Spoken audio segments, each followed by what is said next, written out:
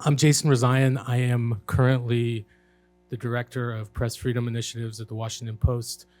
I was our bureau chief in Tehran from 2012 until 2014, when my wife and I, who's also an Iranian-born journalist, were abducted from our home at gunpoint and taken off to Evin prison, where I was held hostage for 544 days. It's been just over 10 years since I was released, and when that happened, we didn't have something called a wrongful detention determination. We had just launched something called the SPIHA office. And I'm sure everyone in the room is aware of the incredible work that my dear friend Diane Foley has done on this, and I have to thank her and acknowledge her for getting us to where we are right now. And Diane and I were just talking about the fact that we've amassed an incredible group here today of not just Americans, but friends from all over the world.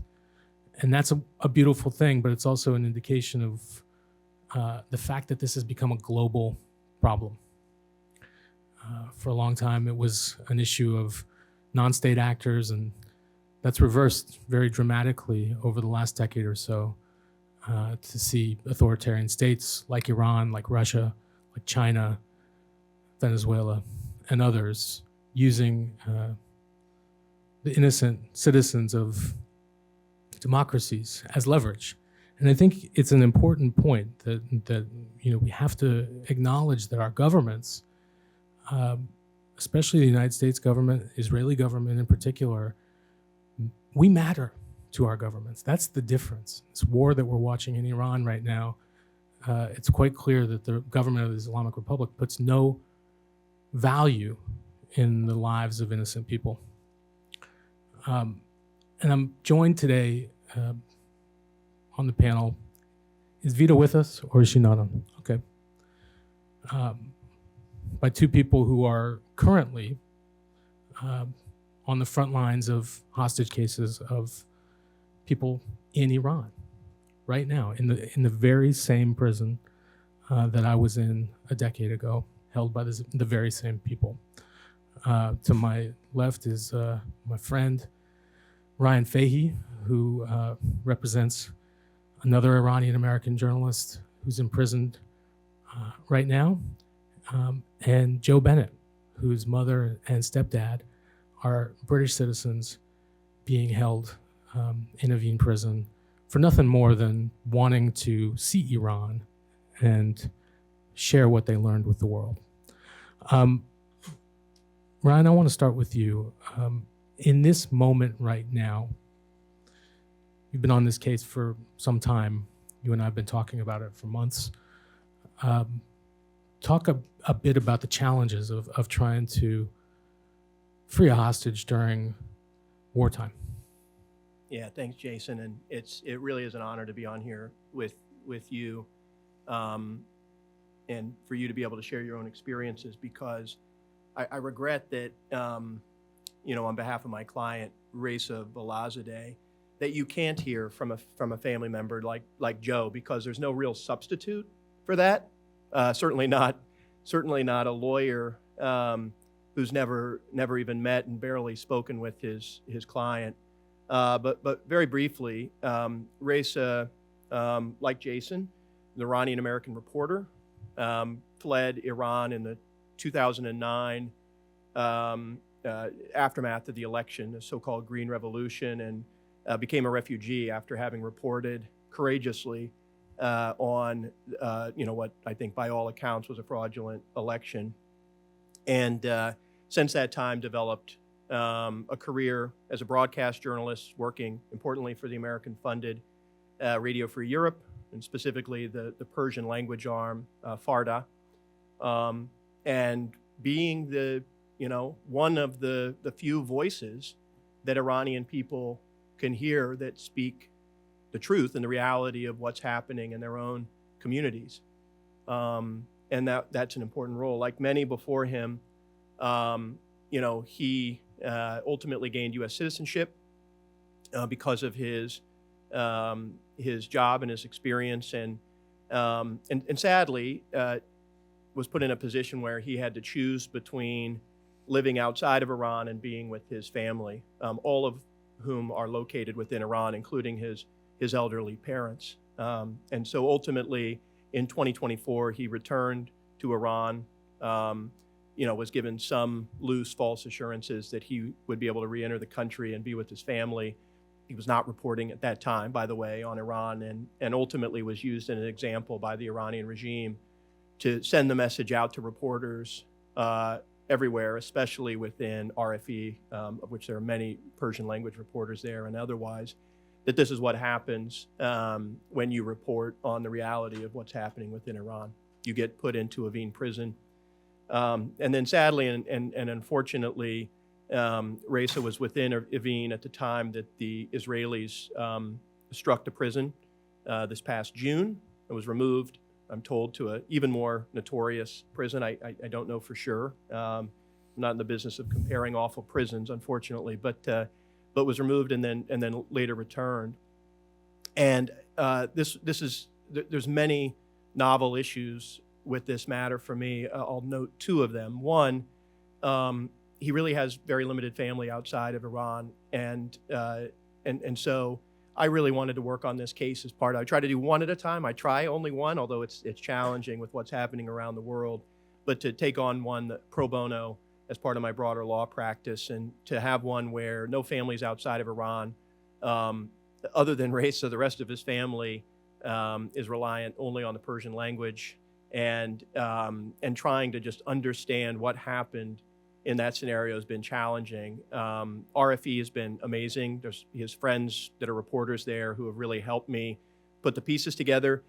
And then I was sort of, I'm going to sound a little bit like an ambulance chaser here probably, but I sort of wanted to work on this case, and I can't self-appoint myself anyone's lawyer. It doesn't work that way. So I kind of needed an engagement letter. And then amazingly, this past October on a Saturday, Reza's voice was on my phone saying my name, and I couldn't believe it.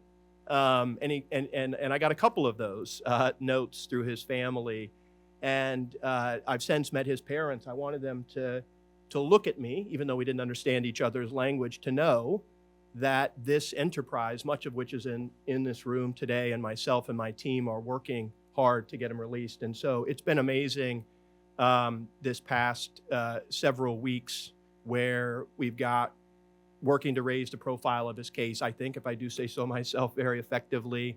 We've got some filings in the UN to bring the attention to what the Iranians are doing, not just to Reza, but other Americans like Cameron Hekmati, to other non-Iranians like Joe's mother, and so on and so forth. And now, obviously, we're in another new and novel situation that's really challenging. And to be honest with you, we've just shifted entirely from advocating for release to keeping alive.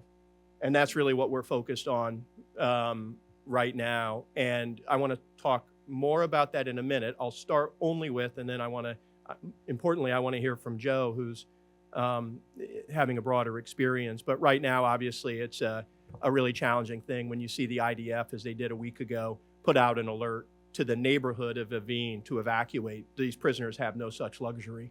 They're stuck. And obviously, on Monday, I was happy to hear when I went to Secretary Rubio's event that the Swiss are still there, though confined to their compound, and that's no longer true as of last night. And so my message right now, I just was up on in the Senate Foreign Relations Committee. I'm telling anyone that will listen, we need to make sure that care is taken in the area of Evin prison, the Israelis and the Americans, to know that there are American citizens there, and any relaxation of these military strikes, the first thing that needs to happen, whether it's through the Red Cross or whether it's through other consular services, to get into that prison and make sure people are still alive, first and foremost. Thank you so much for that, Ryan. Joe, I want to welcome you officially, unofficially, to Washington, D.C. I don't know if you've been here before. First time. Welcome. Thank you. You're here among a community of friends people who have dedicated their lives and careers to this. And I know that it might not feel like it at this point, but anytime I come to one of these events, I look around and I see people. I see Felix back there. First time I heard about Felix, he was in prison. And Anais is here, her dad, Paul Rusesabagina. I met her when she came to visit me at the Washington Post, she and her sister Corinne, and we had coffee, and I told him, I said, I don't know when your dad's going to come home, but he will come home.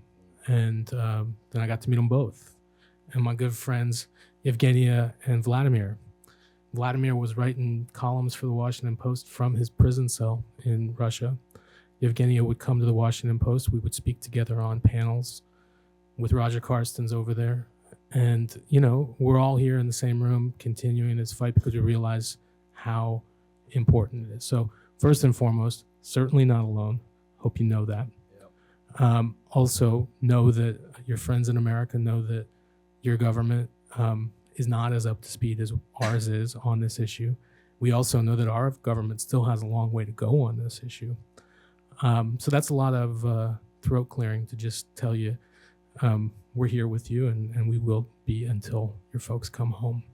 But I wanted to hear from you what the latest news from your mom and Craig are. Absolutely. Well, I want to thank the McCain Institute first and foremost and its partners for bringing all of these fantastic people together. It is heartbreaking that this still goes on in this day and age, that hostage taking is rife, and it is more rife than ever. But also it's inspiring that there's so many people as a collective who want to come together to make a difference and a big change. So that support is welcomed, and thanks everyone for coming and saying their piece. The latest is, I gratefully at the moment, I still have contact with my mum and Craig most days. It's a daily reminder of the struggles they're facing. And, it's a very, very tumultuous time out there at the moment. One that is a genuine threat on, their lives and others that are in Evin. And that's why, we keep advocating for them. As you said earlier, quite beautifully, is that I think when they're in the spotlight, they're safest. That first 6 months when my parents were detained last January and I couldn't speak out through the advice of the UK government, I was advised not to, was the darkest 6 months of my life. I couldn't speak to anybody. I was scared to say their name, which, to be scared to say your own mum's name is absolutely crazy. But it was back in June of last year when Evin got bombed. My parents were supposedly transferred to Evin at that time. And for me, the UK government lost my parents. They couldn't tell me where they were for a month.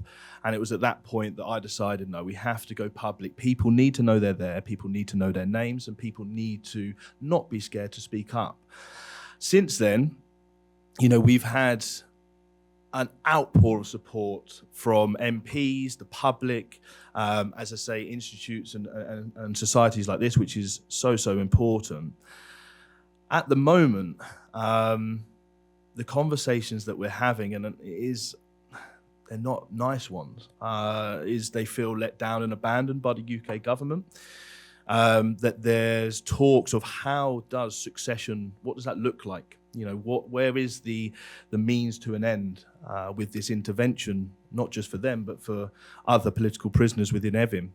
And it's very hard to see the end at the moment, right? They've just been sentenced to 10 years for espionage, which, again, a decade is a long, long time for anybody to be looking at. And, my heart goes out to others who have had to face that time, and advocate for their family for that long, because I know how tiring it can get.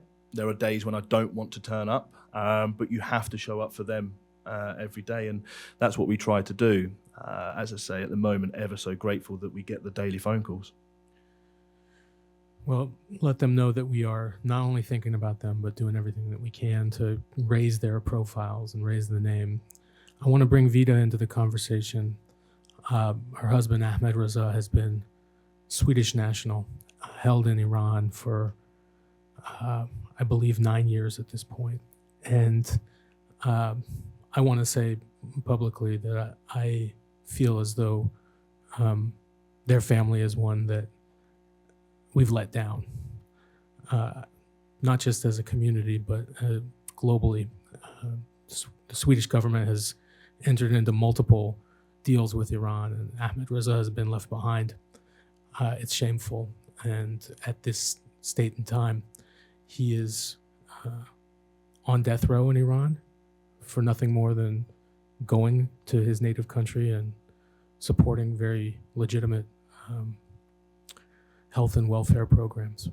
Vida, can you talk to us a bit about the current situation and any news that you're getting from Evin?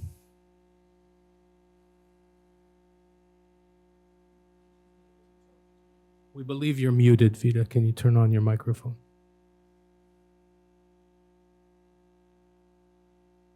Yes. Thank you so much for McCain Institute for inviting me. Now at the moment, so difficult for us have get news from Evin prison because at the moment internet totally shut down, and Ahmadreza just can call us like say every week. Just 2 minutes, and for 2 minutes, several just we couldn't hear his voice. It was so difficult, and just he informed to me at the moment they don't have enough food because the guards closed the cells and also the left prison because it's they are scared again bombing the prison, and just like previous time in the summer and attack Evin prison, and that the reason. And also they have a grocery shop in the prison, inside the prison, but at the moment that is closed, they don't have enough food. On the other hand, but they told them Ahmadreza said to me, it's so difficult at the moment. We are scared about like his a lot of like his explosion outside of prison, because this is also affected for the prisoner. They are scared the situation, and they have a lot of stress, and they are panic also. Thank you for sharing that. We know how harrowing and terrifying the situation is, and has been for your family for this long. Ryan, I wanted to ask you, and I know that there are things you want to say, but we are talking about citizens of 3 distinct countries here, all of them with protections for their citizens, only one of them with decent relations with the Islamic Republic of Iran. Talk about the international element of this and the cooperation that could be helpful in resolving all these cases. Well, putting obviously the war to one side, which obviously creates again, unique and unfortunate challenges. There's so much more that can be done. I understand from earlier this week on Monday that the U.S. is at least tracking other foreign nationals that are in Iran or dual citizens, and there seems to be some work going on behind the scenes there, which is encouraging. I really I'd like to hear more out of the UN. Our case, at least the details of it, it was really important for us, although people can argue of whether or not it's helpful or on the other hand, limited utility. But we did make a filing in the UN, the Working Group on Arbitrary Detention. That was really important to us. We were talking in an earlier panel about lawsuits. One of the values, even if you can't get into active dispute resolution, one of the important things is getting a public, detailed record of what happened out there that can be really well understood and consumed. by others. So we thought that was particularly important, and anyone who has any interest in it, I'm happy to send it around, and it's available publicly. We have not yet got acknowledgement of receipt of that document that was filed in early January, which is hugely frustrating. And so there's a lot more that can be done there, because it's important to know that there's a process being undertaken. Will it lead to his release? Probably not. Will it inform other countries who have some in their bilateral relationships some leverage? Absolutely, it should. And I'm particularly hopeful, once again, it was to try to get the Swiss in to see him. Jason knows from his own experience. I learned a lot from his podcast, which I recently listened to on some long walks in the morning, that Iranian American citizens are not treated as American citizens. They don't get consular services. The Swiss, who is our protecting power, don't get to visit them. And so they're treated as Iranian citizens at the end of the day. So that's my biggest thing right now, to start what I hope will be, an off-ramp to the military action there. That is to say, the release of American citizens and hopefully other persons being held hostage. But just to get somebody in there and make sure they're healthy and safe first and foremost. That's my mantra right now. I want to qualify that. They do not consider you a citizen of the United States or Sweden or the UK until it's time to leverage you for something in return. So, I like to refer to the Islamic Republic sometimes as a cake and eat it too state. They want to be taken seriously but don't want to play by the rules, and I think this is a very good example of that. Joe, talk a little bit about the frustrations you've had with your own government, and I'm going to ask Vida to do the same, because I think this group can learn from that. I don't think we've got long enough, to be honest. But I mean, listen, it's not a point scoring system. There has been one thing that they've done correctly, and I'll start on a positive, because I think you have to take some positives in these situations. And that's been the phone calls, right? Yeah. That is a massive thing at the moment for us, because we have a knowledge of what it's like on the ground. People cannot speak to their loved ones. So I will start with that.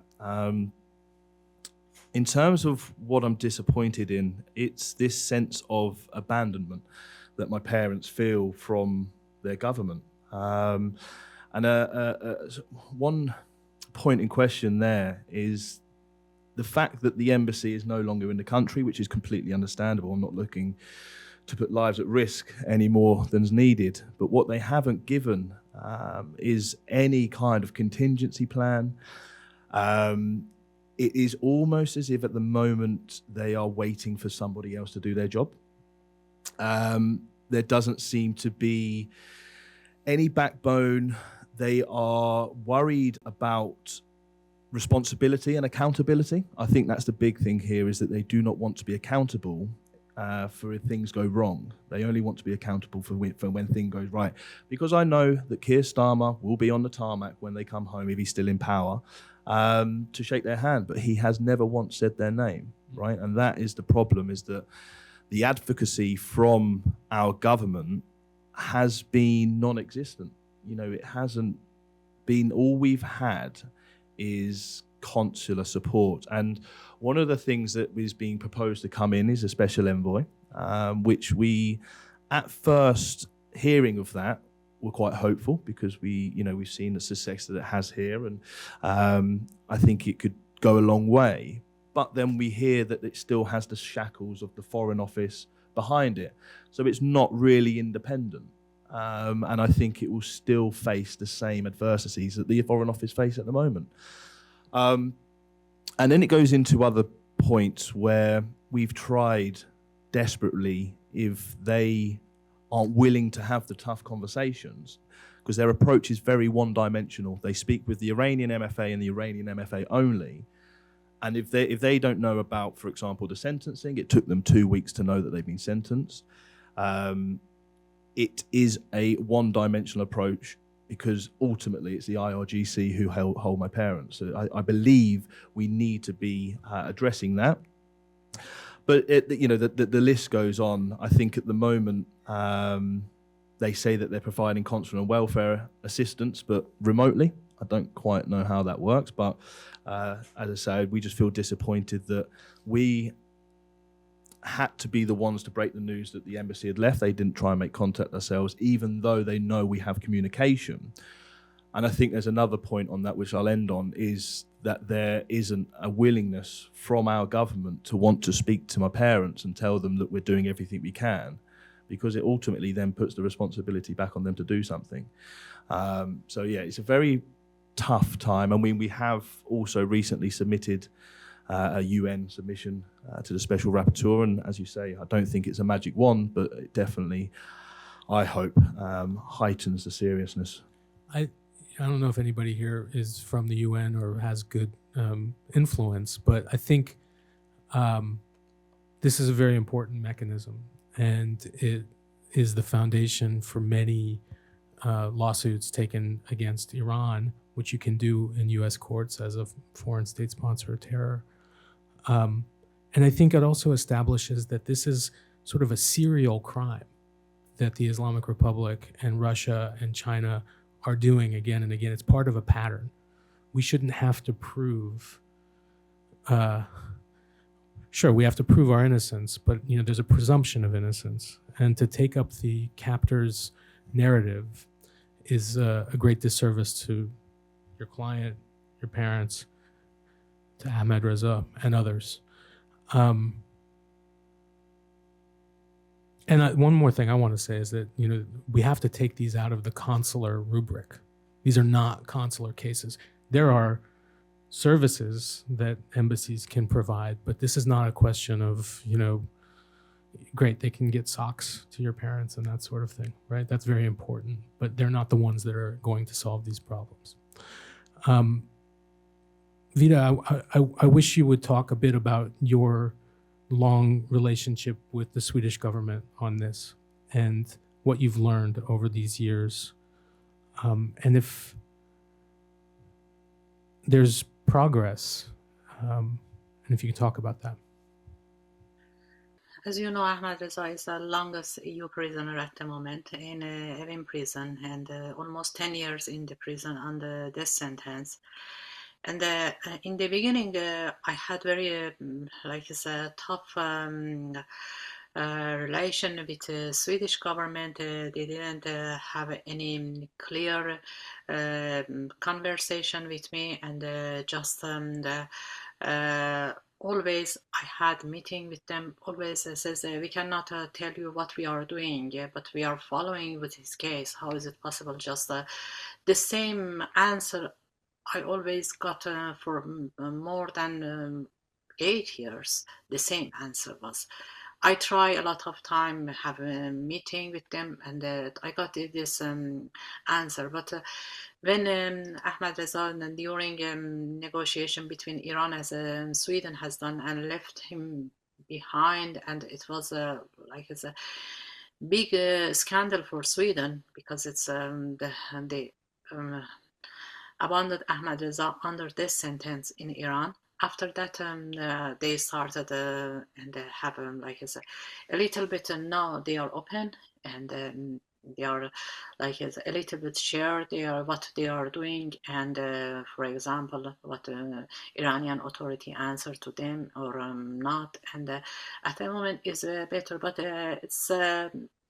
When they have capacity for release Ahmadreza, they didn't do that. And when last week I talked with Ahmadreza, and I said to him, I had a contact with the Swedish authority regarding now at the moment start war in Iran.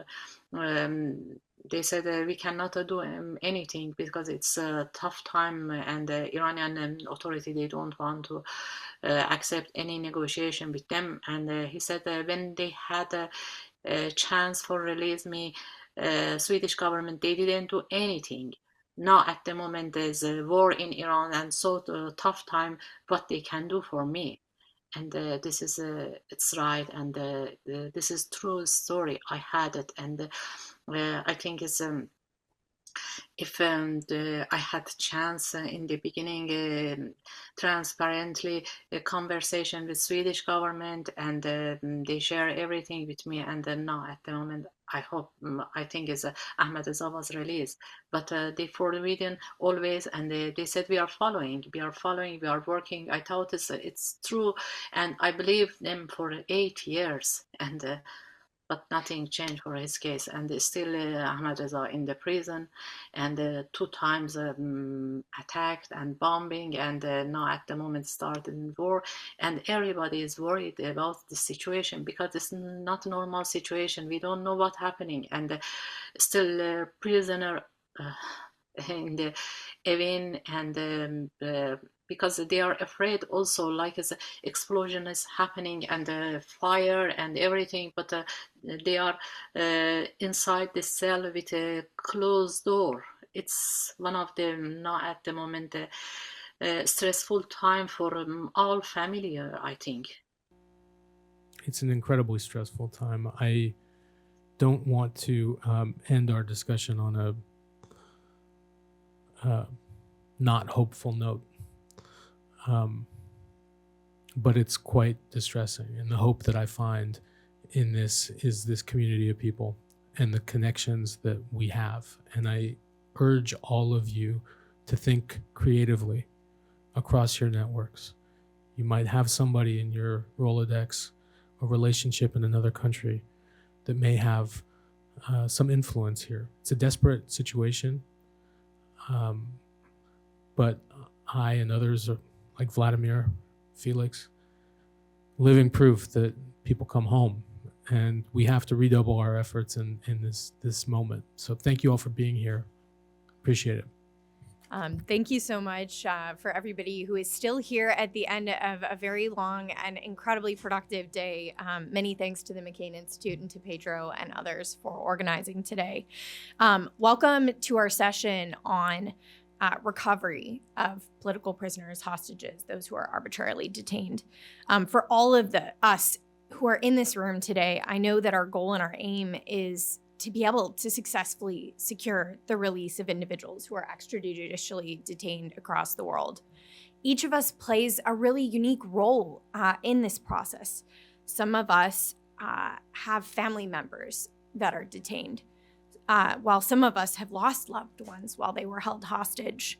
Others of us are policymakers devising creative solutions to improve efforts to secure political prisoner release. And still others are implementers who have actually successfully secured the release of those arbitrarily detained. Each person plays a critical role in this process as we seek to deliver justice and secure the release of hostages and the extrajudicially detained. Today, we're privileged to hear from 3 incredible advocates coming at this from very different vantage points and perspectives, each with their own unique lived experience. We're very grateful to each of you for your courage and bravery, for your advocacy and involvement, and for the role that you have each played in assisting with the recovery of hostages and political prisoners around the world. Joining us today are 3 remarkable individuals, starting with Diane Foley, president and founder of the James W. Foley Legacy Foundation, an organization that she established after her son James was murdered by ISIS in Syria in 2014. As a mother to a son myself, my heart goes out to you, as this is something that hits very close to home.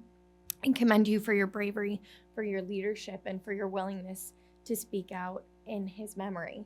And I think that makes him very much so come to life here today. Next up, we have Dr. Hoang. He's coming to us from the U.S. Department of State at the Office of the Special Presidential Envoy for Hostage Affairs, and we're very honored to have him here today. And last but not least, we'll turn to Ambassador Roger Carstens, who is, of course, the former Special Envoy for Hostage Affairs and currently serves as the John McCain Freedom for Political Prisoners Distinguished Senior Fellow. So Diane, I'm going to turn to you first with a question. So the framework for facilitating releases and recovery, or the hostage enterprise, has really come a long way over the past decade. And this is thanks in no small part to the leadership of the Foley Foundation. As you reflect over the last several years, can you tell us what work still needs to be done to strengthen the hostage apparatus in general? Thank you, Olivia. I really appreciate all of you. This day is really a day of hope for me. This is like a dream come true, truly. Because when Jim was taken in 2012, there was no one. I mean, there was no one. And I was clueless. I was a nurse from New Hampshire. I had no idea how to bring Jim home. So we have come a long way. And that is mainly because after Jim was beheaded in 2014, all the good people stepped up. And that is a lot of this room are good people who made a moral choice to step up and use their will and gifts for good. So I am so grateful to Pedro, to all you good people, because this is the way good things happen. We need to bring, and if our governments don't dare do it, then we need to show them how. And we need to use our voices to let them know that this is unacceptable. You know, when our good people are going around the world, you know, doing good work, doing business, living good lives, it is unacceptable for our governments to look the other way. And that was very much the case with me. I was told for years that Jim was the highest priority and sent in circles. I was lied to by our own government. And to be honest, I was angry. So my advocacy came from a place of we can do better as a country. We must have the backs of our innocent, good people. Jim was a freelance conflict journalist, not well known like Jason Rezaian or Evan Gershkovich. He was newer to the profession, but in love with the how important press freedom is for our freedoms, and wanted to make a difference in the world. So I am very heartened by all of this, and our small foundation was founded really so that we could have evidence-based government policy. Our government chose not to negotiate. They didn't want to negotiate with terrorists. Well, as many have said, if you're not willing to talk to the bad guys, to the captors, to the people who take our innocent people, they're not going to come home. And so we really started doing research. We have our researcher and advocate here today, our executive director and a development director, all of us working together so that we have evidence of what works and what doesn't work. And we need more of that. And we need to come together, I think, as a group. This is the beginning of good things, Pedro. And that's where I thank you for your leadership, because we must come together. This is a human problem. This is a world problem for all of us. We're all allies in this. This is the way a lot of the bad actors in the world are holding our own governments hostage. So it's something that we must find a way together to walk together to make this better. So I think this is a big start for that. I think the other thing is we need to make our citizens aware that Westerners are being targeted. I mean, that, you know, that is an issue that our governments can help us with by making our citizens more aware of when people are taken, who they are, not telling us to be quiet, but instead making it an issue for countries. That's wonderful, Diane, and I really appreciate your kind of encouragement to all of us to come together as good people and to, I think Jason said this in the last panel, to really be creative and to put the brightest minds together, because this is the type of policy that if you get it right, you're changing somebody's life. So it's very important. All right, I'm going to turn to Dr. Hoang, and I've got two questions for you. I'm going to ask them together so you can think about them together. Can you briefly discuss how you and the team at SPIHA in general assist with recovery efforts? And then after hostages or political prisoners are released, what can governments or others do to help those formerly detained as they try to reacclimate to life after detention? Thank you, Olivia, for the question. And first, let me start with really thank the McCain Institute for this opportunity to speak to this very important topic. Often I feel that sort of the focus is on the front end, and then we sort of fail to acknowledge and address the issues needed on the back end in terms of the tremendous support that's needed to support our returnees and their families as they go through this significant ordeal. And I may add, what an honor it is to just share this panel with Diane, who's just been a giant person in this space, and my former boss, the ambassador, for this.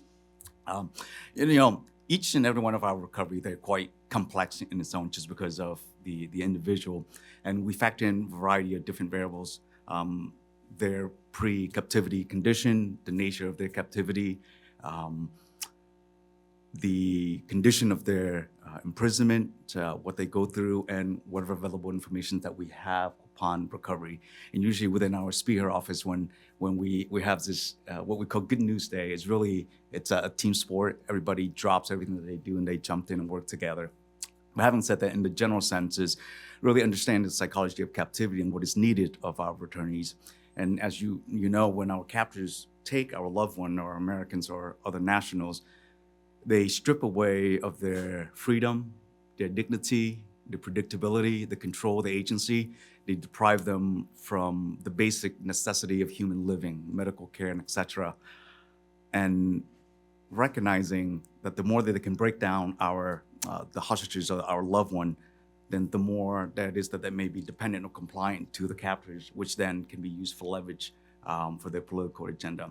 And so recognizing that, and at the point of recovery, it is critical for the entire team on the recovery mission to instill trust, rapport, to build relationship with these individuals, and to slowly and gradually instill predictability and control so that we can regain that agency, regain that autonomy, and restoring dignity, kind of reversing the dehumanization of their condition, their treatment, in the process.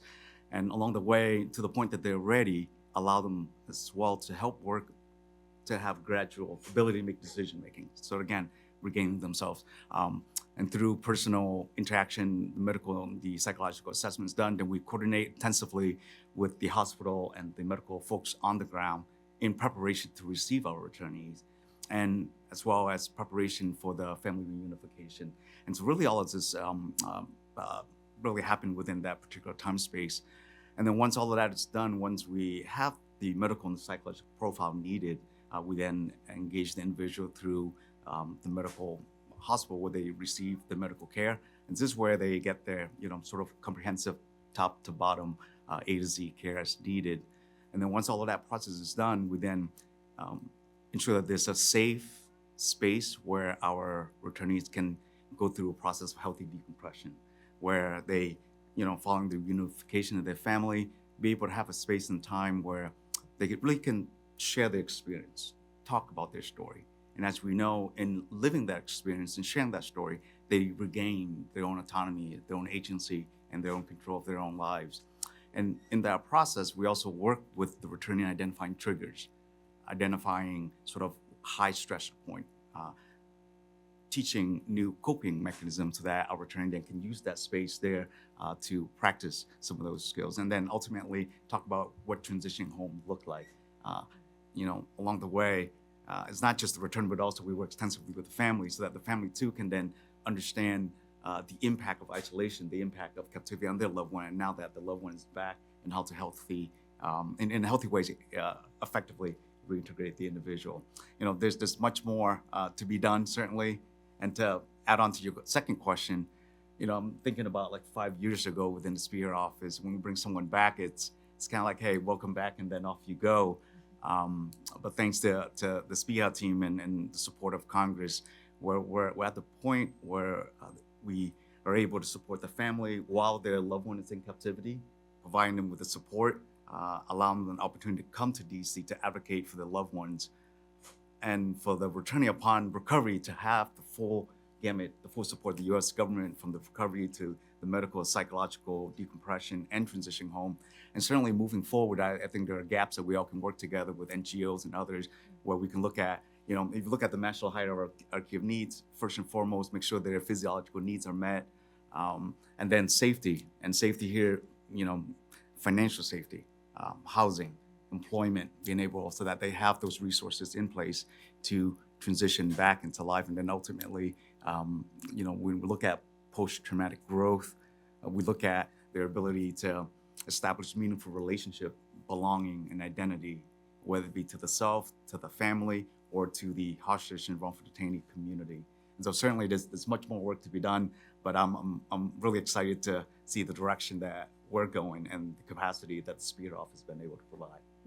It's really great to hear about kind of the evolution of the SPIHA process to be able to focus and also include support after the prisoner, the detainee, has been returned. I think that's so critical. And I think your point about the role that civil society can also play in coming alongside. This is, yes, obviously a government problem when you're having to secure the release of somebody, but the long-term kind of rehabilitation and health of a person really comes down to community and civil society and how you can come alongside and support. So that's really helpful. Thank you for your wonderful answers.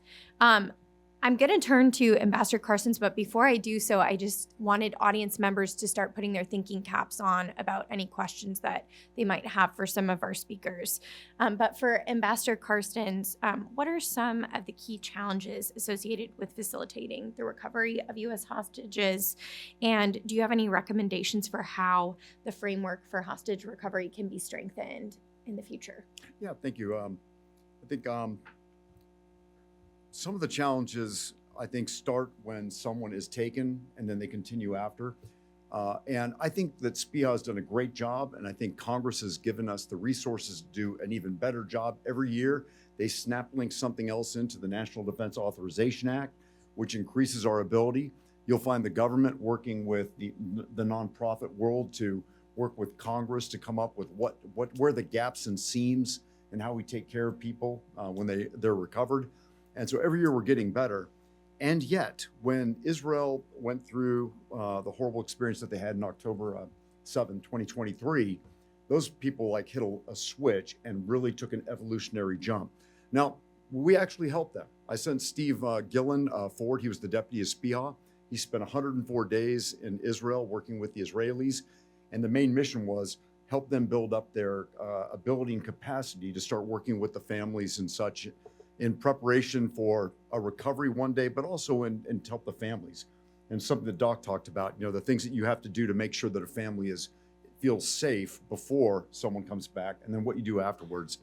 And so the Israelis did something very important, and that was if someone was taken hostage, the family members at a certain point couldn't survive because you want to quit your job. As you know this, right? You want to quit your job and devote yourself full time to trying to get your loved one back. And whether it's just trying to deal with your own mental issues or take care of the kids or else, lobby Congress or talk to other members of the executive branch, nonprofits, or just because you're frazzled and can't work, the Israelis recognize that. And they came up with ways to provide stipends that would allow the family to essentially take an absence of leave from work and then throw themselves into the recovery. And that helped them actually on the back end, when the people, not the back end, I guess it was the back end, right? When the people came back and were reintegrated into the families, or whether the remains came back, they were able to not start from a deficit. I think everyone can tell a story, and Vladimir, you probably could too, about coming back from a horrific 2 or 3 or 4 or 5 year period where you're in a jail and the IRS hands you a bill. Jason Rezaian tells a horrific story about it.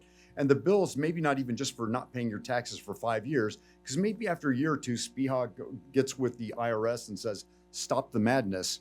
But IRS will still fine you. And they've been working with ways to take the fine away from the person who's in jail.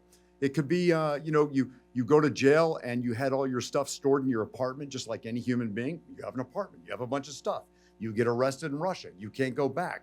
You come back 4 years later, and all of your prized possessions that could include photos of your children, the things that really matter to you, they're gone. Maybe the landlord took them and after about 2 or 3 years, auctioned them off.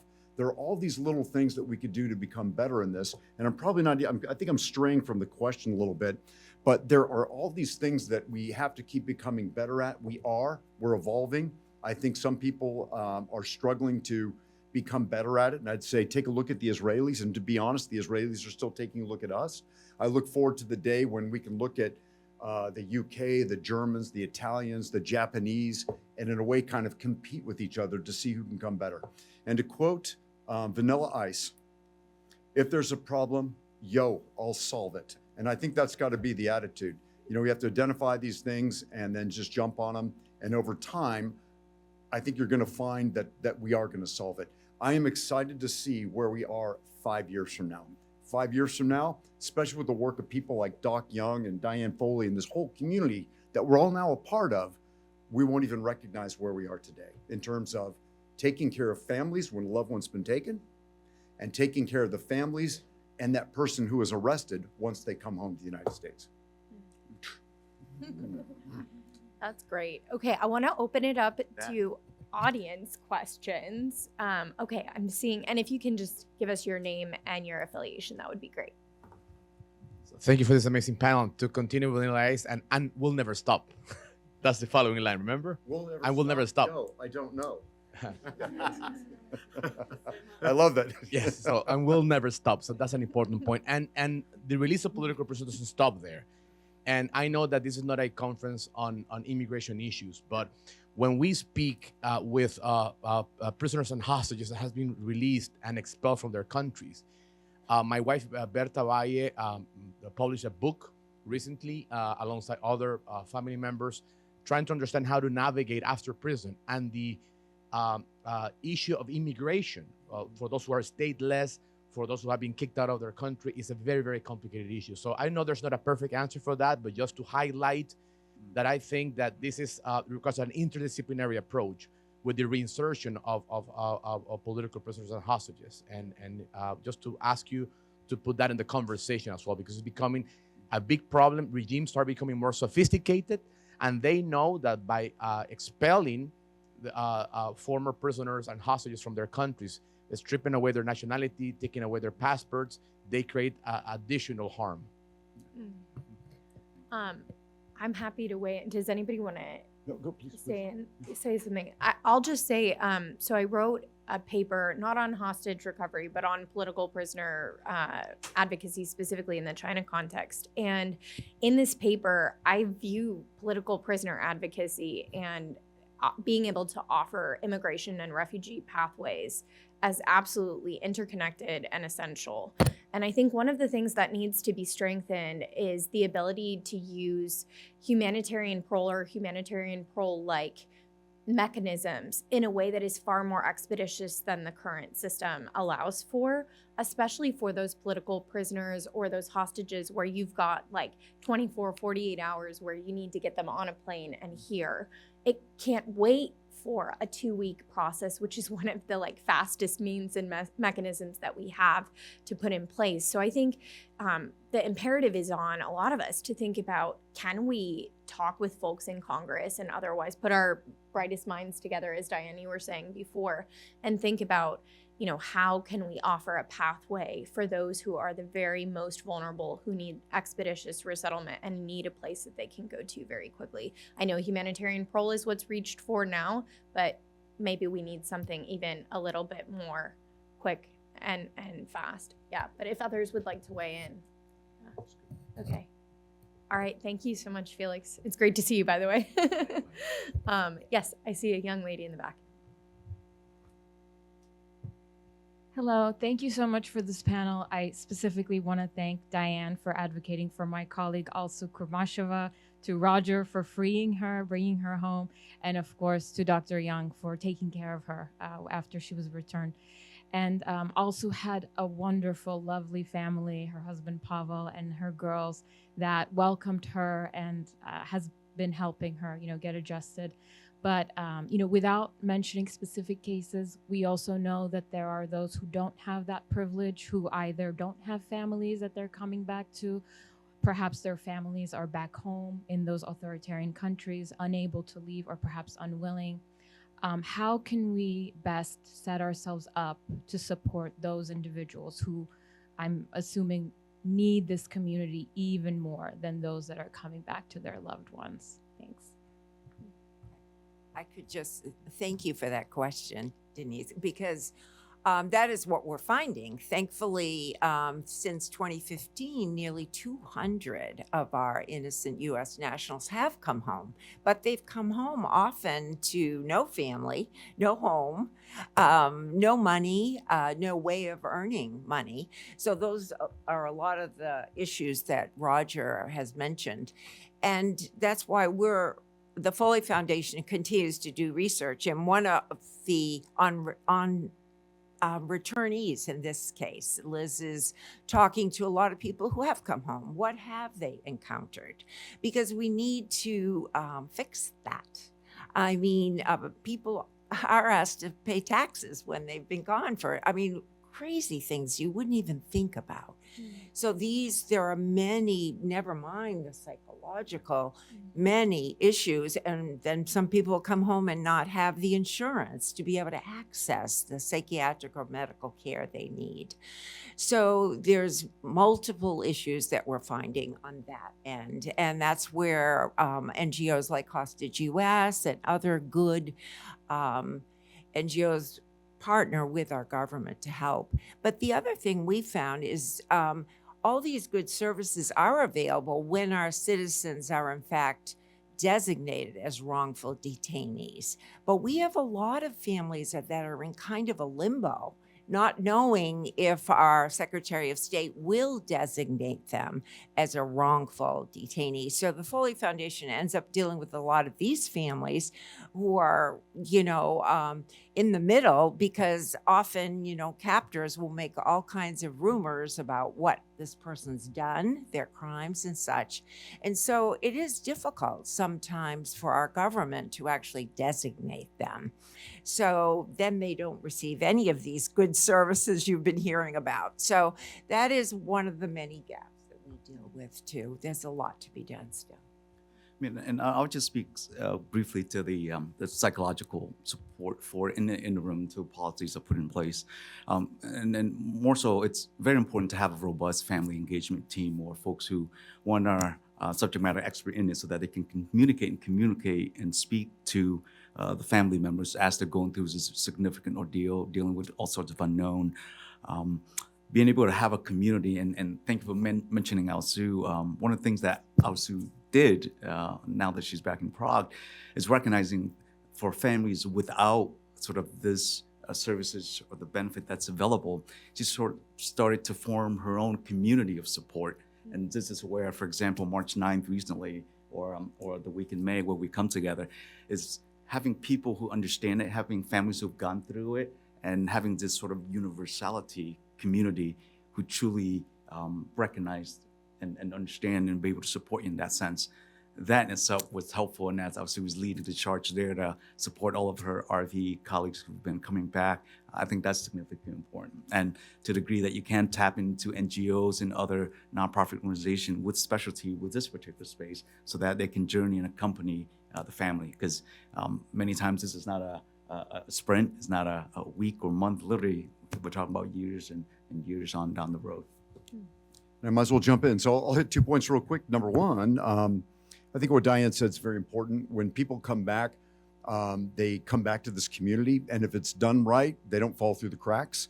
We had a gentleman who came back from Venezuela, didn't have family in this country. His family were elsewhere. So he came back with nothing. He still had one of those bracelets on his ankle that we had to chop off when we got home with some bolt cutters.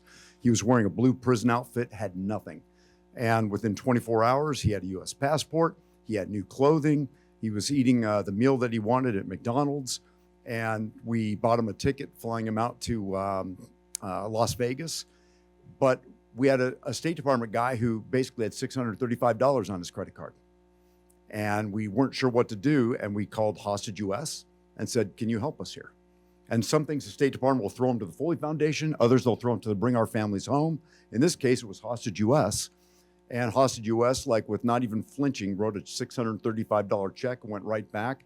And then we're able to work with this civil society community to get him his job back. So within 7 days of coming back, he was now employed at the casino that he worked at in Las Vegas. So there are ways to get this done. And, we owe it to him because, to quote Vanilla Ice, anything less than our best is a felony. Any other questions from audience members? Yes, this will be our last one.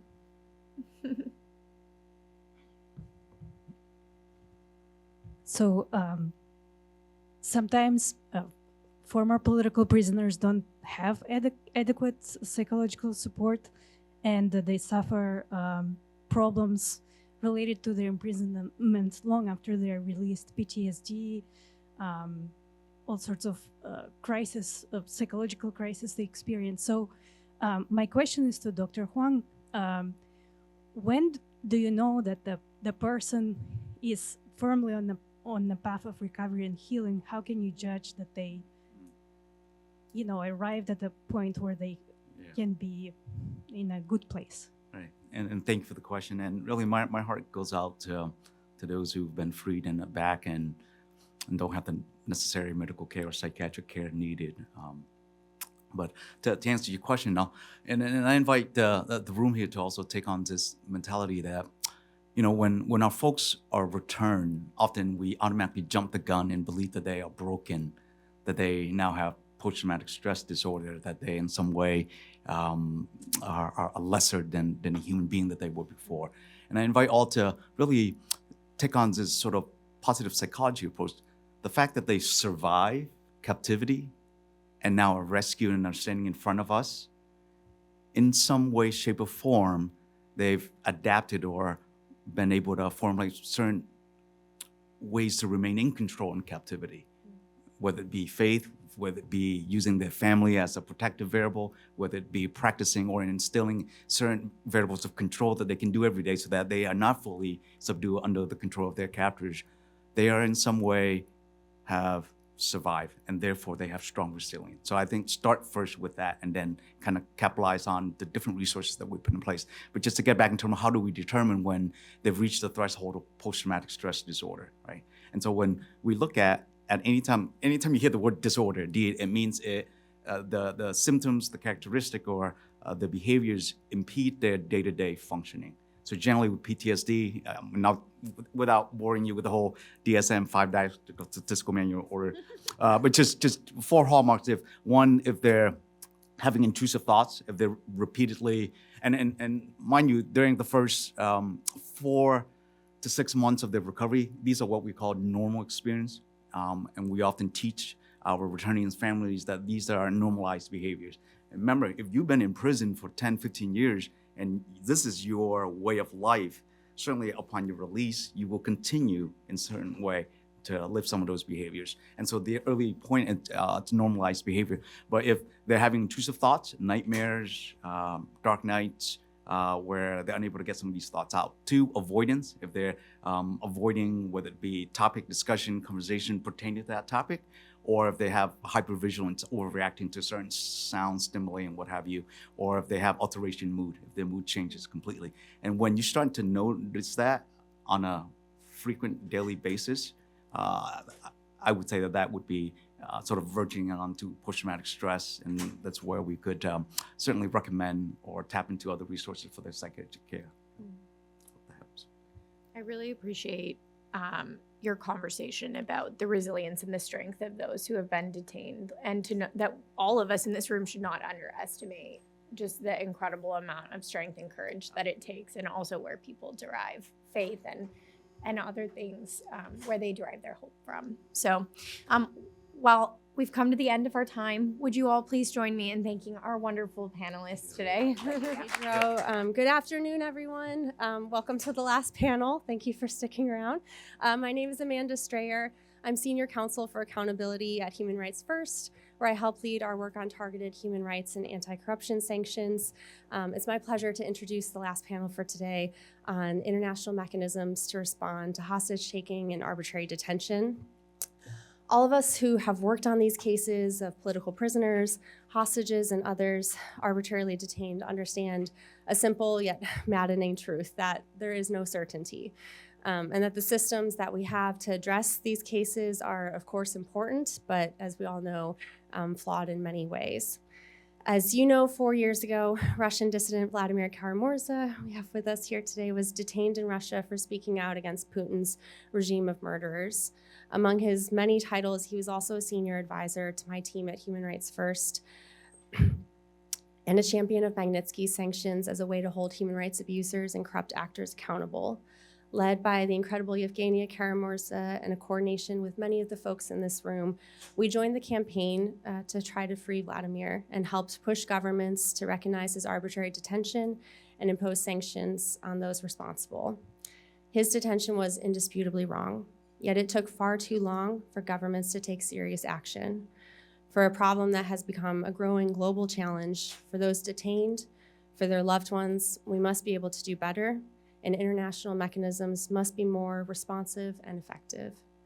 Not to put too much pressure on this next panel, but this is a really excellent group of people to start to answer the question of what can the international community be doing better. I'm pleased to introduce our panelists, human rights lawyer Keelan Gallagher, Jared Genzer of Perseus Strategies here with us virtually, Brian Tronick of Freedom House, and moderating today's panel, Brandon Silver of the Raoul Wallenberg Center for Human Rights. And with that, I'll thank you and pass it over to Brandon. Thank you very much, Amanda, for introducing this panel and for all that you do at Human Rights First. I'm particularly delighted to be moderating a panel on international mechanisms, with perhaps the foremost advocates, the leading lawyers in using these mechanisms to set important precedents to advance the cases and causes of those arbitrarily detained and to secure their freedom. So with that being said, the first round of questions I'd like to focus on UN mechanisms.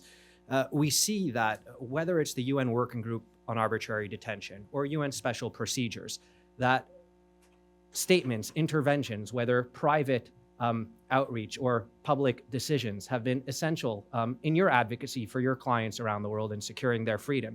But yet these institutions are underfunded, understaffed, and under pressure by a myriad of commitments. While political prisoner cases are going up, their ability to respond are going down.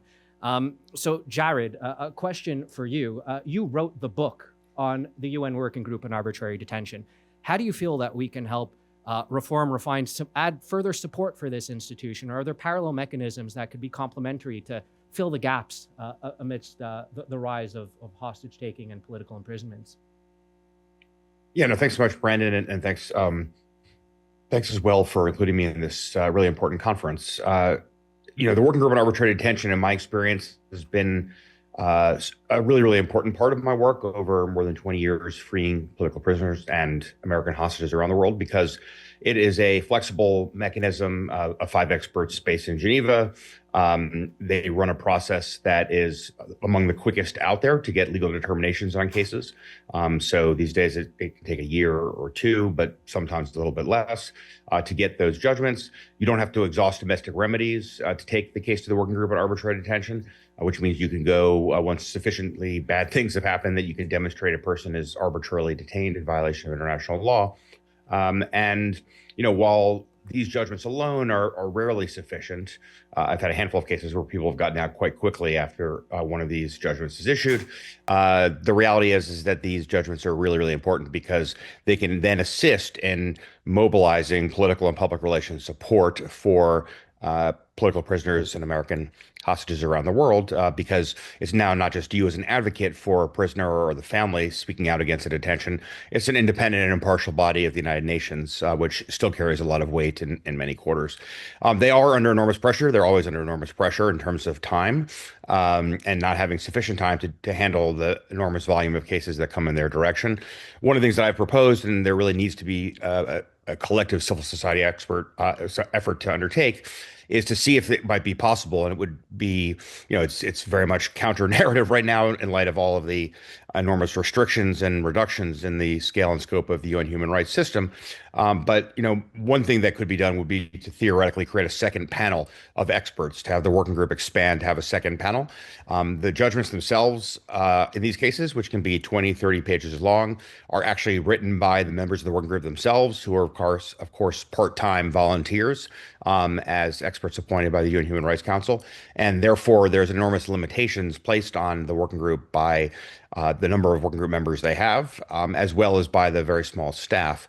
Up until now, the funding has primarily come from the government of France because the person who conceptualized the UN Working Group on Arbitrary Detention was a very famous French human rights lawyer, Louis Joinet, a French human rights lawyer who took up the effort to examine the topic of arbitrary detention in the late 80s, early 90s, and he recommended the creation of the working group and then was its first chair.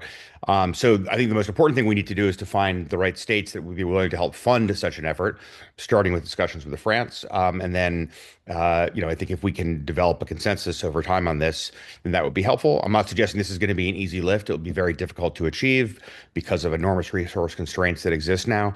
But at the end of the day, as I said, to me, this mechanism at the UN is really, really important. The very last thing I'll just note is that my book, as Brandon referenced, is available actually online. I paid my publisher so I can make it free.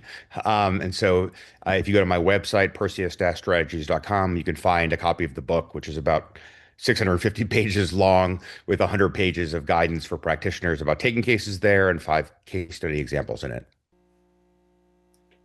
Thank you very much, Jared, for that very comprehensive response, both in terms of the need to expand the panel itself to secure more funding and how those pathways can be pursued. Keelan, if I can jump to you, I know that you engage regularly with special procedures, particularly special rapporteurs, and have encountered both the strength, the weaknesses of these systems, and have some ideas about how they could be refined. Yeah, thanks very much. I obviously agree with what Jared has said about the working group and the advantage of the working group in that it's flexible. You don't have to use exhaustion of domestic remedies, and it gives you some options. And also the idea of thinking of this as just part of your toolbox.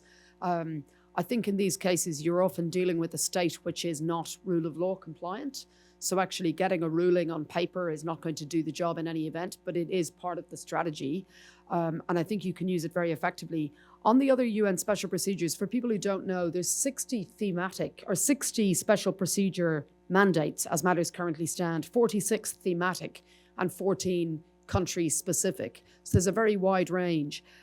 Jared mentioned there that they're voluntary, and this is astonishing to me. People who work in the special procedures are expected to work for, the estimate is 4 to 6 months of the year, and it is entirely unpaid. Now, what in reality that means is that the people who do the role tend to be people who come from, say, the university sector in certain countries where their universities will fund them and support them because they support the profile or because they support the principle. And it has a real restriction on the types of people who do those jobs. And I think when you look at the profile in terms of passport holders, it looks more diverse than it is. In reality, almost everyone who does it is North American, supported by a university and an academic. And I do think that that restricts, and of course there's excellent people in that space. I appreciate I'm saying that to a room full of people, some of whom fit that profile. But I do think, look, we wouldn't accept it for people who are 21 or 22 being volunteers. We'd recognize the equality and diversity ramifications of having a system which involves people having to have private funding to do it. Why do we accept it for the highest level human rights roles in the UN? They need to be properly resourced, and we need to enable people to do the jobs and to do the jobs well, because it does mean it's quite hit and miss. You get some people who do the jobs exceptionally well. You get some other people who do the jobs exceptionally badly. And those of us who specialize in this space will know that it's very, very reliant on who the individual mandate holder is.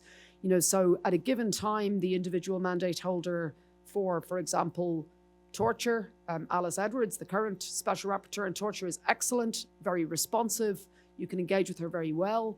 And you find yourself in a position where certain other mandate holders are not very good, and that you'll send off an appeal and it'll go into the ether, won't be responded to for a very long period of time, if at all.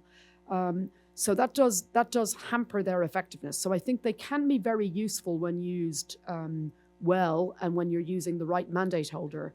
But I do think there are fairly significant challenges.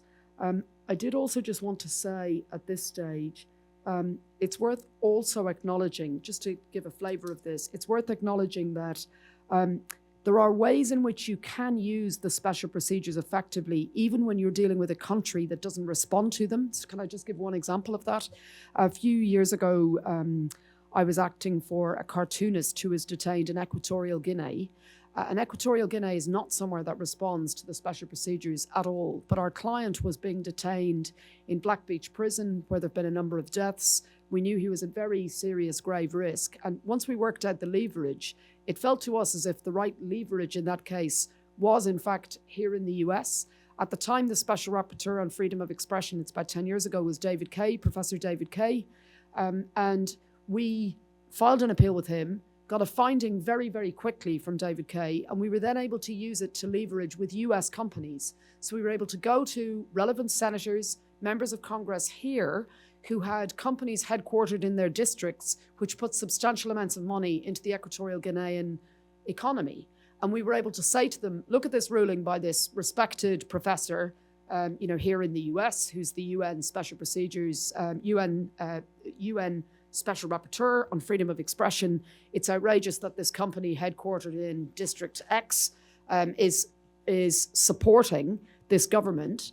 And we were able to use that to get CEOs of a number of US companies to write to Equatorial Guinea, write to the government, raise concerns about the case. So actually David Kay's report was helpful, not in and of itself, but it was helpful because we were able to use it to secure the freedom of our cartoonists. So that's just an example of how I think, if we think creatively, we can do it. And one other piece of advice, if I may, don't quote Vanilla Ice in a room full of people of a certain age. And I think it's quite clear what music Roger Carstens was listening to in 1990 to 1992. Thank you very much for that, Keelan. And, building off of that, you were referencing, of course, how these decisions can be used effectively even when there isn't the sort of engagement from states that one might hope for, and the systemic challenges of it being volunteer-based. One thing that seems to have been coming up in the Wallenberg Center's engagement with some of these mechanisms, and it really highlights the distinctions between some of the mandate holders, the lack of engagements at times from like-minded states, and actually authoritarian hostage-taking states sometimes stepping in, offering funding, offering staffing, offering resources that actually try to co-opt these systems. So if I can ask you, sure. Can I just mention, just want to give a specific example of that. It's a really important point, just for people who don't know in the room. There are multiple special procedures mandate holders who've told us that very shortly after they were appointed in the last number of years, they were approached by China, with China saying, we can give you a full-time researcher. And, these are states, and I know a number of them did take it up.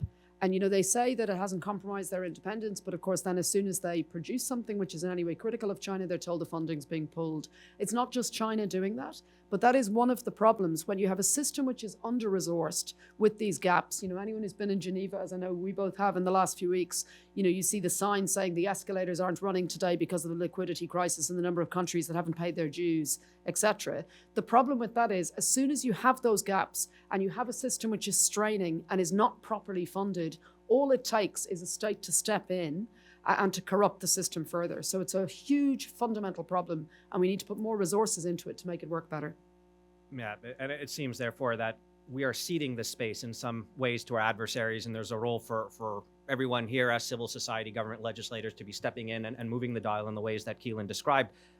So Brian, running the Fred Hyatt program on freeing political prisoners at Freedom House, and previously, running a lot of the submissions with Jared on a number of these cases, you've interacted a lot with these mechanisms and with legislators as well. How do you feel these systems can be moved in the right direction, or that, working in both spaces, in legislative context and at the UN, is there a way to bridge that? Can we, push back against this adversarial pressure? Thanks. Hello. Thank you. Thank you all for having me today. I'll echo what's been said so far, is that often what you get from these very useful special procedures is really just a piece of paper, right? It's a letter from a mandate holder to a government, a letter, a piece of paper, or from what I consider perhaps the most useful in these cases, from the UN Working Group on Arbitrary Detention. You get a really powerfully written 20+ page decision, but it's a piece of paper. And as Jerry pointed out, in almost no court in the world can you go and slam that on the table and get someone out, right? No criminal court in the world is going to see that and let someone out.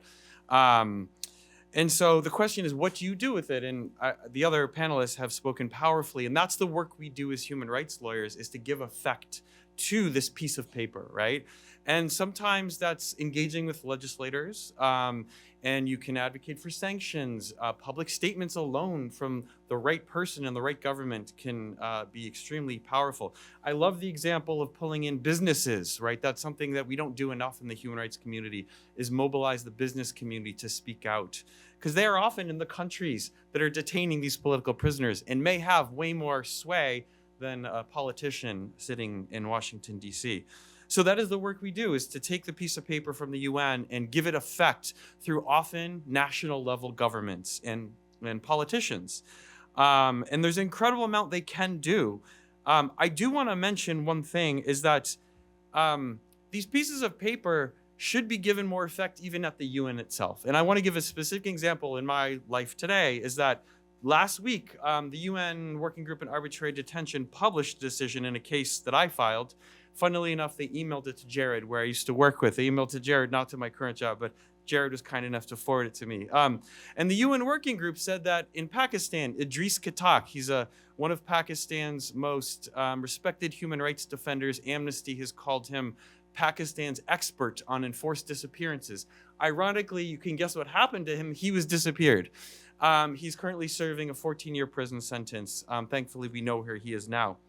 Pakistan refuses to release him. I have the decision in hand. Pakistan has the decision.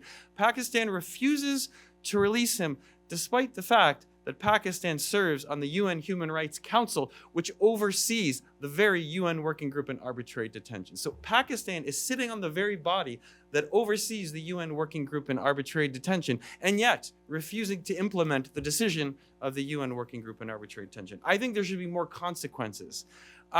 And it's hard to, impose really serious consequences, but there's more we can do. And I would propose, if some of these countries are not responding at all to the UN special procedures when they send a letter, or when these countries are not releasing political prisoners, when the UN Working Group, the sort of global gold standard of this kind of work, says someone is detained arbitrarily, if you ignore those letters from the special procedures, or you don't release people when the UN Working Group says they're arbitrarily detained, I don't think you should be able to serve on the Human Rights Council. And that's an example of one of some things we can do at the UN to actually impose a teensy tiny consequence. But still, Pakistan takes pride in being on the council. When it was elected, it shouted it from the rooftops and said, look at what we're doing.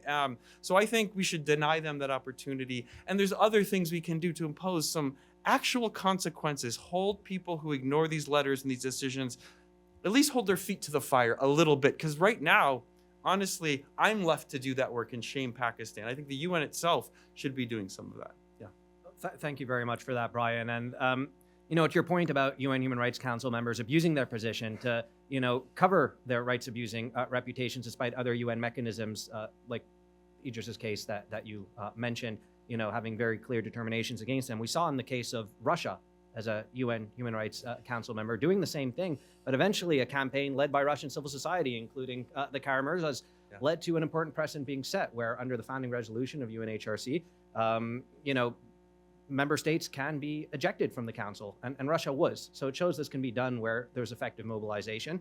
And another tool that was pursued, global Magnitsky sanctions, actually using the determinations of special procedures, UN working groups as a rationale for implementing sanctions. But to your point about the role of politicians, taking that action, translating this UN work and decisions into meaningful sanctions or a diplomatic campaign to remove members, it sort of segues to another question that I would, pass to you, Keelan, given you're the only representative of the European Union, even if in a private capacity, you've done a lot of work within the European Parliament, represent a number of Sakharov Prize winners.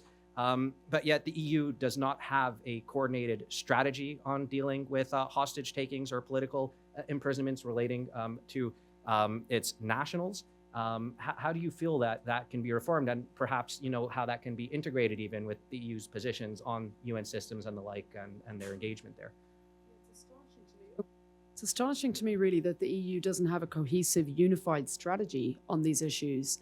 And what it then means is when you've got a client who's from a small EU member state, for example, that doesn't have a lot of leverage, they don't get the benefit of being an EU member. I mean, I've got a case at the moment which involves someone who's from Malta, population of under 1 million, tiny population, 550,000, just doesn't have much leverage with the state in question. But if it had the might of Germany or France or Italy behind it, it would make a huge difference. So there's a real need to think about how the EU can mobilize and use the leverage that it's got better. There are some positives with the EU, particularly with the European Union External Action Service, so the EEAS, that's the equivalent of its kind of State Department or its Foreign Office. It's how it sets its foreign policy. I mean, we've had, again, it's a little hit and miss, a little curate's egg, good in parts and bad in parts. But we have found the EEAS has been particularly good on some countries. But again, it's quite personality driven. So a bit like with the UN special procedures, where there happens to be a good person in post. The person who was the EU's high representative on human rights for a number of years was an Irishman called Eamon Gilmore, who was an ex-politician. I think it actually really helped that he was an ex-politician, to be honest, because his background was, his background meant that if he was in a room and he looked at someone in the eye and he promised them he'd do something, he felt he was going to be held to account and he would try to do it. And he was personally quite driven to do that. And I saw him in a number of cases over the last decade being hugely effective and getting the UN mechanism, or getting the EU mechanisms to row in behind the person in question. So he did that, for example, on Iran International. He did it on BBC Persian. He did it on Maria Ressa's case. And Maria Ressa's case is a good example, actually. She's an American and a Filipino, dual national. And I'm absolutely certain that one of the key reasons why she is out of prison today is because of the strategy that was adopted with the EU in relation to its trade mechanisms. So the EU has got a scheme called the GSP Plus scheme. It's called the Generalized Scheme of Preferences. And the idea is that certain countries in the world have a preferential trade arrangement with the EU if they comply with certain human rights standards. Now, for a very long time, that was based solely on whether the country on paper complied with human rights standards. So, had they signed up to various treaties, were they party to certain treaties? And once you could say, well, I've signed this treaty, that was sufficient. So the Philippines, according to that system, was doing very well under the Duterte regime. Its human rights were apparently excellent under the Duterte regime because it had signed all of these treaties. And actually what we were able to do working with Eamon Gilmore was to say, well, hang on, we've got this dual Filipino-US national who is being threatened with imprisonment for her journalism. We've got Senator Leila de Lima in prison for her pro-democracy, pro-human rights advocacy. How can you possibly have the Philippines in the highest tier? And surely your metric should acknowledge not only what they say on paper, what they're doing in practice. And actually, without a change happening at all, but just through the discussions opening with the European Union External Action Service saying, we're very troubled by these cases. And in all of their bilateral engagement with the Philippines, they raised it. I am 100% certain that that is a key part of the reason why Maria is free today. Not fully free, but free. So that's really key. I do think also we're seeing with the new work that the EU is now doing with the G7, for example. So it signed the recent G7 statement calling for the immediate and unconditional release of Jimmy Lai. We're starting to see them flexing their diplomatic muscle a little bit more. So I think we should start working more closely with the EEAS. I think often as human rights advocates and as people working in this space, we turn to the European Parliament, to do the kind of megaphone diplomacy with the resolutions. I actually think the EEAS is somewhere where we should be doing a lot more detailed work with them. And of course, I'd like to see the European Union having a cohesive, unified strategy, and ideally having a you take one, you have to deal with us all approach, which would make it far better. Can I say one other thing? One other shocking thing about the EU, which I've got to say, particularly given that Tamar is here and that we were talking about Zia's case in Georgia earlier, one place where the EU is really falling down relates to effective use of sanctions. And a key part of the reason for that is because of veto by member states. So in Georgia, for example, we are not seeing the European Union having effective sanctions against Georgia for what's happening to Zia, to my client, to Tamar's colleague, and to all of the very brave journalists, students, advocates in Georgia who are standing up against the forces of darkness there. And the reason is that Hungary just vetoes it. So there is a real problem actually with having effective sanctions at EU level. But that's part of the reason why when sanctions at EU level fail, we need to get more effective at trying to ensure that the member states who have real leverage with the country in question step up. So in the EU, we should see France and the Czech Republic, for example, bringing in their own individualized sanctions when the EU, as the EU, is failing to act, because so many of the Georgian Dream politicians have property and interests in France and the Czech Republic. Thanks very much, Keelan. And I know many in this room are advocates for a number of these domestic jurisdictions adopting their own Magnitsky legislation. And we would support you in that effort and hope that France and Germany, who are considering such legislation, that if they do so and move forward, that would put pressure on the EU, which has this aversion to member states engaging autonomously, to actually reach that consensus that Keelan called for and is describing. And Jared, you served as a special envoy and had a distinct role within the Organization of American States on the responsibility to protect. Do you see a parallel role, a use for such a position, or how one can be established within regional mechanisms like the OAS or other regional groups, in parallel to what we described in the United Nations, the role that regional mechanisms can play? As Vladimir described earlier, the OSCE PA set up a special envoy on political prisoners, the Parliamentary Assembly of the Council of Europe. Or do you feel perhaps that we can wedge this into existing mechanisms like your R2P role? The UN Working Group on Arbitrary Detention determined that, it can constitute crimes against humanity if a state has a widespread policy of hostage taking. So is it something you think we can shoehorn into existing rules and regional mechanisms? Do we need to start creating new ones? How can we start mobilizing around this from your vantage point of having served in such a position? Yeah, I mean, it's a great question. And an important one, as well as a challenging one. What I would say is that I did spend 5 years working for Secretary General Luis Almagro in, again, one of these voluntary roles, the voluntary pro bono role as special advisor on the responsibility to protect. And it really begins with leadership. The reality is that, if you're talking about the UN or other multilateral organizations, you need somebody at the top who's actually committed to these issues and wants to do something about it. And it's why, for example, we've seen the responsibility to protect struggle at the United Nations level, because there have been very limited resources and very little support coming, quite candidly, from Secretary General Almagro on the atrocity prevention and response portfolio.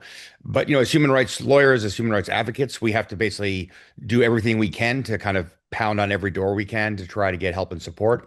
I do think that people in these kinds of roles can make an impact. One of the things that I did, along with obviously others, but when President Trump came to office originally and was slashing and taking apart U.S. aid, one of the things that the administration made a decision to do quite early on was to cut funding for the peacekeeping mission in Haiti, which was going to have an enormous impact. And given, with the hat that I had as the special advisor on the responsibility to protect to the OAS, I was able to reach out at the most senior levels to the White House and the State Department on this issue and illustrate that, maintaining this position was a really bad move for the United States, given that the numbers of Haitians that had arrived on U.S. shores in the prior 2 years. In 2023, there have been 100,000. In 2024, 200,000. And I said, well, isn't it the case that President Trump doesn't want more people showing up here? And, if you defund the peacekeeping mission, then you're going to have hundreds of thousands of more showing up. And they reversed their position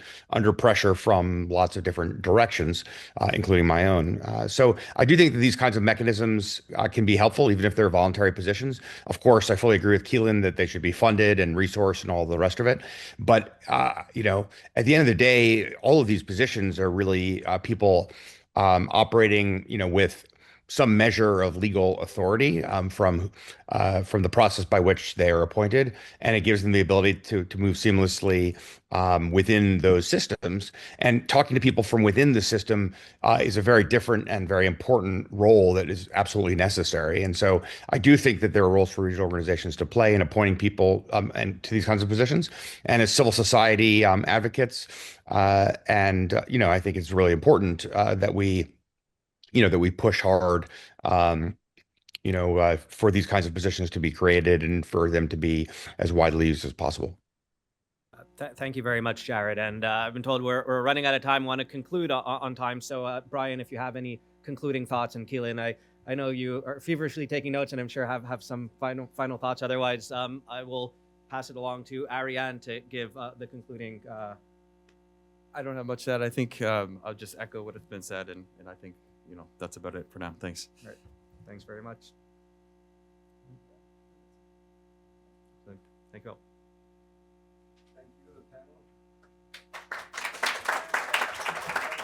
Thank you to the panelists for sharing their knowledge and leadership. Good evening, everyone. My name is Ariane Gottlieb, and I am the program coordinator with the John McCain Freedom for Political Prisoners Initiative. As we clear up, please just remember to check your area for extra plates and cups, and please also put your badge back at the desk where you came in. I'd like to take a moment to quickly reiterate our sincere thank you to our partners and the very many people who worked to make this event happen.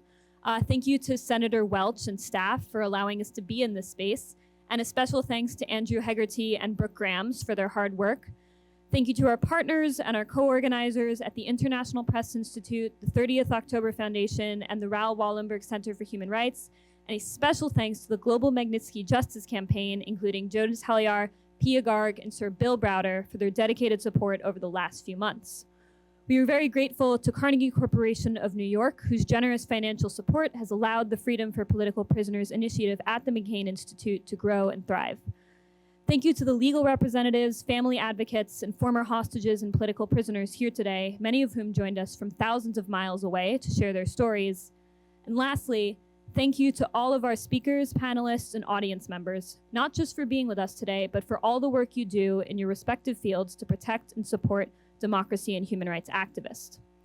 Everyone in this room surely knows that this work is difficult. In fact, there are days when it feels hopeless, and perhaps it would be hopeless if any of us were in this fight alone. But if you take just one lesson away from today, know that you are part of a community of global lawmakers and civil servants, of lawyers, civil society actors, and academics, a community of family members and former political prisoners and hostages who are leading this fight. If we combine our talents across sectors and borders, this community will succeed. Together, we have the capacity to forge a better future, one in which no person is ever locked away for who they are, what passport they hold, or what they believe. With that, we conclude our conference. We look forward to continuing to work with everyone in the coming days, months, and years. But for now, stay strong, stay safe, and good night.